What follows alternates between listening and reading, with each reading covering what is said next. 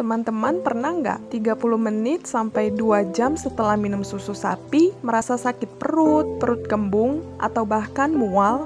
Bisa jadi itu adalah gejala lactose intolerance loh. Lactose intolerance ini adalah gangguan umum yang paling sering terjadi pada remaja dan dewasa muda. Tahu nggak sih, ada sekitar 65% populasi manusia di seluruh dunia mengalami lactose intolerance. Wow! Banyak juga ya. Nah, di video kali ini, Ilmu Giziku akan membahas lebih jauh mengenai lactose intolerance. Yuk simak videonya, tapi sebelumnya, jangan lupa like, subscribe, dan nyalakan tombol loncengnya ya.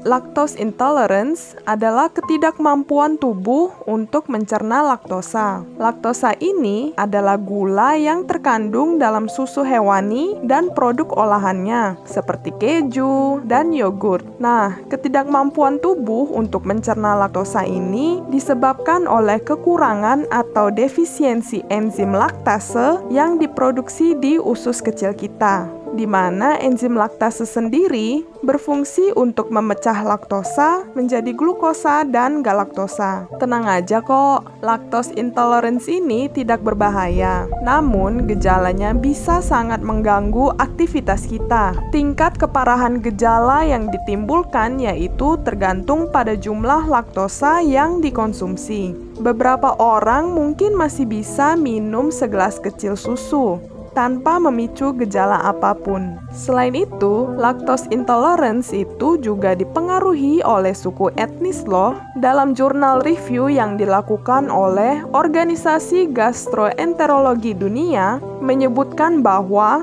hampir 100% orang Asia memiliki gangguan lactose intolerance. Diikuti dengan orang Afrika yaitu sekitar 70% sampai 95%, dan prevalensi yang paling kecil adalah orang Eropa Utara, yaitu hanya sekitar 5% yang memiliki gangguan lactose intolerance.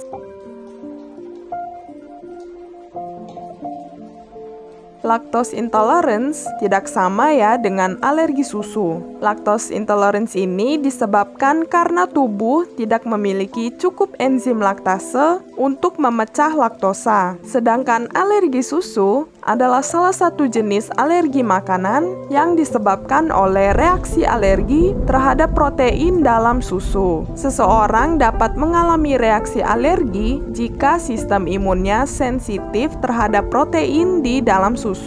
Gejala yang ditimbulkan pun berbeda ya. Kalau pada lactose intolerance, gejala yang ditimbulkan yaitu sakit perut, kembung, diare, serta mual dan muntah. Sedangkan pada alergi susu, gejala yang ditimbulkan berupa ruam, gatal-gatal, hingga reaksi parah seperti kesulitan bernafas dan hilang kesadaran. Alergi susu sendiri adalah jenis alergi makanan yang paling sering terjadi pada bayi dan anak-anak. Sedangkan lactose intolerance paling sering terjadi pada remaja dan orang dewasa, karena biasanya remaja dan orang dewasa mulai jarang mengkonsumsi susu, sehingga tubuh akan beradaptasi dengan cara mengurangi produksi enzim laktase. Lain halnya pada bayi dan anak-anak. Usia mereka sangat jarang mengalami lactose intolerance, karena pada usia ini, bayi dan anak-anak masih bergantung pada konsumsi susu, sehingga tubuh mereka akan beradaptasi dengan cara menghasilkan enzim laktase yang lebih banyak.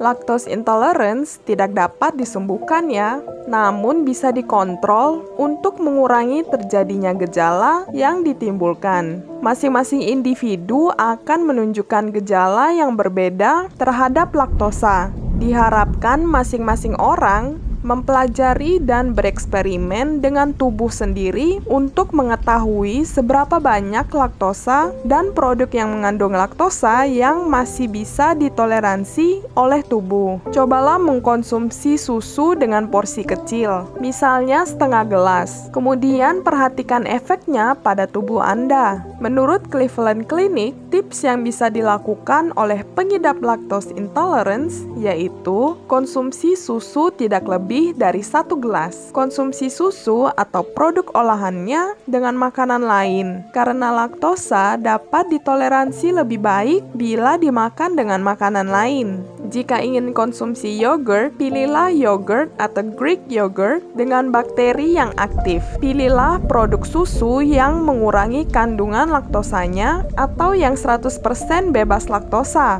Produk ini paling sering ditemukan pada produk whey protein. Konsumsi suplemen enzim laktase untuk membantu tubuh mencerna laktosa.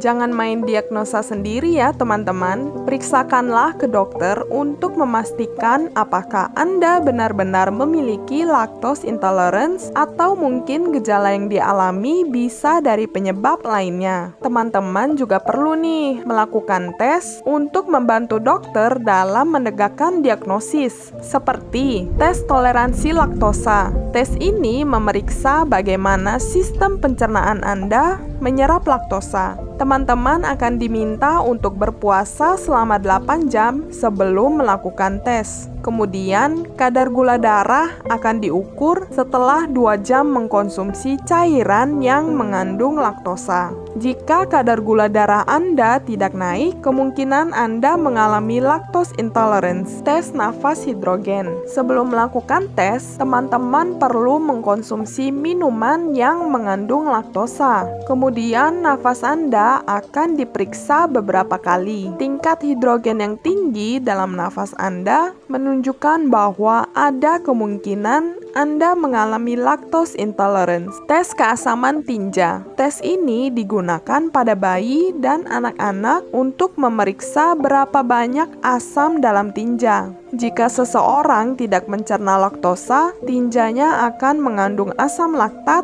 glukosa, dan asam lemak lainnya. Teman-teman dengan gangguan lactose intolerance sebenarnya tidak perlu menghindari susu sama sekali loh, karena susu sendiri dapat memberikan zat gizi yang dibutuhkan oleh tubuh, seperti kalsium, vitamin A, vitamin D, riboflavin, dan fosfor. Namun memang perlu dibatasi konsumsinya untuk menghindari efek yang kurang menyenangkan. Oh iya, jangan lupa ya teman-teman, tetap jaga kesehatan dengan menjalankan pola hidup gizi seimbang, karena kesehatan itu dimulai dari gizi. Saya Gabriela dari Ilmu Giziku, pamit undur diri ya. See you on the next video. Bye!